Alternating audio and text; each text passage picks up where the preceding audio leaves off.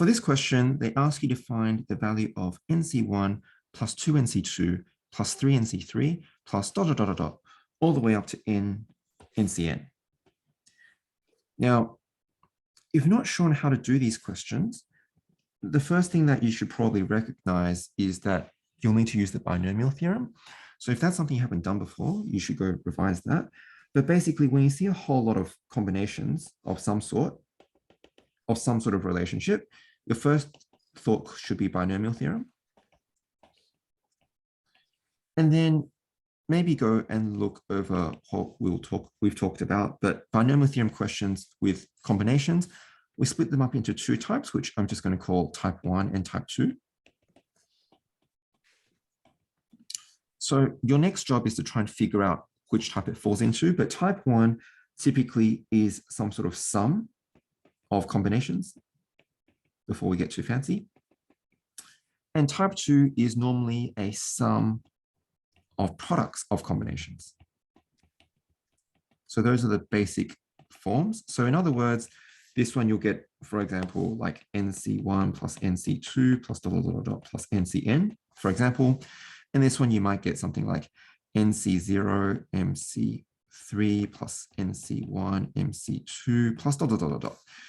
And so if we do a comparison between this and our two different types, you should recognize, hopefully, that it's closer to type 1. It's not an exact match, but it is definitely a type 1. And so the way we do type 1 is basically we need to find an identity that we're going to use. We're going to modify it if necessary. In this case, some modification will be necessary.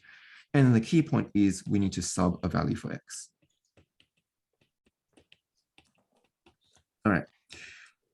So what identity will we pick? Well,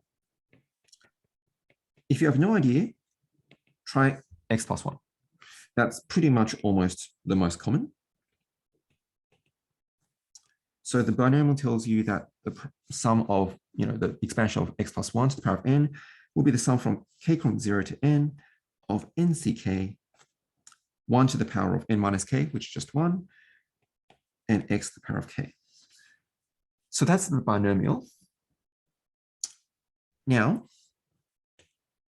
if you have trouble with sigma, then we can write this out. So that's nC0, x to the power of 0, plus nC1, x to the power of 1, plus nC2, x to the power of 2, plus nC3, x to the power of 3. Let's get ourselves a bit more space. We don't need this anymore. So at this point in time, we're going with the type 1, and we're getting our identity. All right. So let's keep the basic steps down there for now. All right.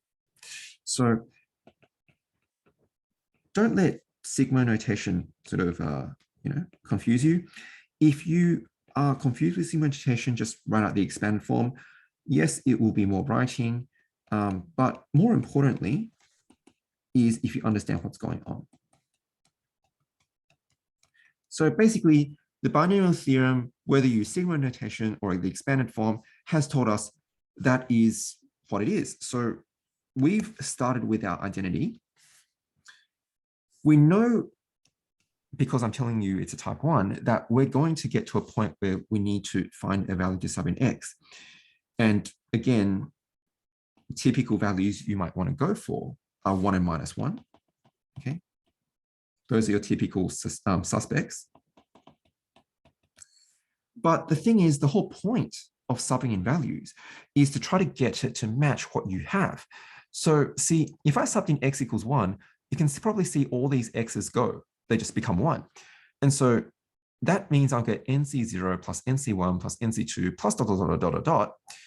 which just, will be something. So if I just subbed, just as an example, if I sub x equals 1, and I'll end up getting 1 plus 1 on the left-hand side is nC0 plus nC1 plus ... plus nCn, which means it's 2 to the power of n relying on the left-hand side. So that's how we do these sort of questions.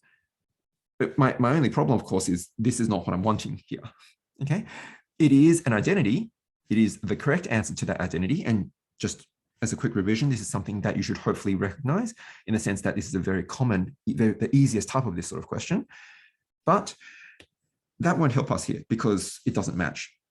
So we're going to use the same sort of technique, but because now we need, in this particular question, a 2 in front of the nC2, a 3 in front of the nC3, and so on, and an n in front of the nCn, we need to now modify our identity that we've got so far into something that will help us when we sub something in. And if you have coefficients in front, then what might we do? Well, we're going to differentiate our identity. So if we were to differentiate it, we're saying the derivative of 1 plus x to the power of n is also the derivative of the sum from k equals 0 to n of nck x to the k.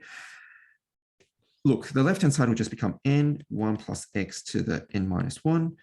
The right-hand side, for simplicity, I will just do the thing without sigma notation because it can get more confusing with sigma notation for quite a few people. If you're comfortable with sigma, feel free to work with sigma and you'll get less. But this is just a constant, so it's just going to go. It'll disappear. For the next one, we'll bring down the 1. You'll get the nC1, and then you'll get x to the power of 0. You'll get 2 nC2 x to the power of 1 plus 3 nC3 x to the power of 2 plus 4 nC4 x to the power of 3 plus dot, dot, dot, dot, dot, plus n minus 2 x to, well, I'll start to run out of space, so I'll just go to the n minus 1. So n minus 1, nCn minus 1 x to the n minus 2 plus n nCn x to the n minus 1. So I've just derived the left-hand side in the expanded form using chain rule if need be, and the right-hand side, just each and every term. And now you can probably start to see that we're starting to match up. You've got the 2 in front of the nC2, you've got the 3 in front of the nC3. All what we need to do now is get rid of the x's. And what was our trick? Our trick was to sub x equals 1. Because this is an identity that works for all values of x. So it doesn't matter what value of x we pick, as long as it's an appropriate value of x to match what we want, then we're done.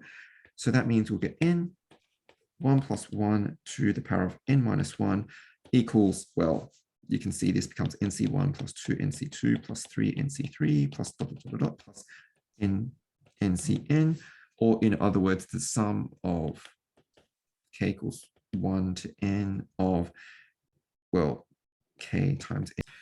So when using sigma notation, you need a counter. So basically the k here is simply just saying, okay, this here is k equals 0. We're going to start from 0. So you can see we've put in 0. So nck became nc0 and x to the k became 0. So this term is at k equals 0. And then you need, sigma just means you add the next one. So you add k equals 1. You add k equals 2. You add k equals 3. So k is just like a placeholder / counter. You have to write, you're expressing each term in the sum as one form. And then the k is just going, okay, how many, like, you know, what's my first term? What's my next term?